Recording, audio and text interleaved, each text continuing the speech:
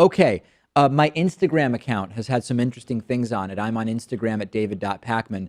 First picture is this is post Women's March in Boston over the weekend. I talked about this, Pat. I went to the Women's March.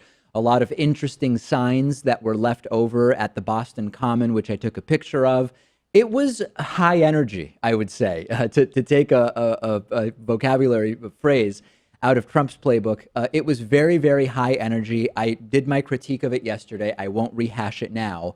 But it was really interesting to see just the sheer number of people. I think 25,000 were expected and something like 125 or 150 showed up. And you can spend a long time looking at those signs, too. There's some gems there. Facts matter. We are the mandate. Science is real. You gotta love it. Science is real related to something Elizabeth Warren said, which is, I know this is controversial. I'm paraphrasing, but she said something like, I know it's controversial in some circles to say this, but we believe in science. And of course, it's sort of, in a way, it's weird because science doesn't depend on belief, which is one of the most, it's sort of like an oxymoron in a way to say we believe in science, because science is science regardless of what one believes. That's why we call it science. But yes, very, very interesting to see the signs. Also, on today's show, we will be having part one of my interview with white nationalist alt-right leader Richard Spencer. And yesterday, I sent out a behind-the-scenes picture. We did this yesterday. This is my view during an interview. And you see the screen I see the show on.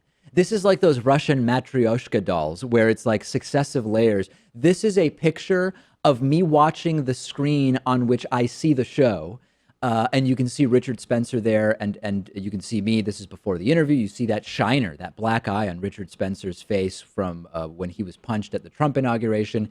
And above that on the little screen, you see sort of like my notes, although I don't have my notes for the interview pulled up here. People liking, Pat, the behind-the-scenes picture here of the interview. Yeah, and I'm hoping they're going to like the interview, too. It was certainly a controversial guest, but I think you both handled yourself quite cordially. I would call it compelling. Is that fair to say? Very Yeah, compelling. no doubt about it. So follow me on Instagram, david.pacman. A lot of behind-the-scenes action happening there. And there is a picture of me shirtless, although it's probably not what people imagine. After many demands, I reposted an old picture from when I was at the beach, and that's on david.pacman.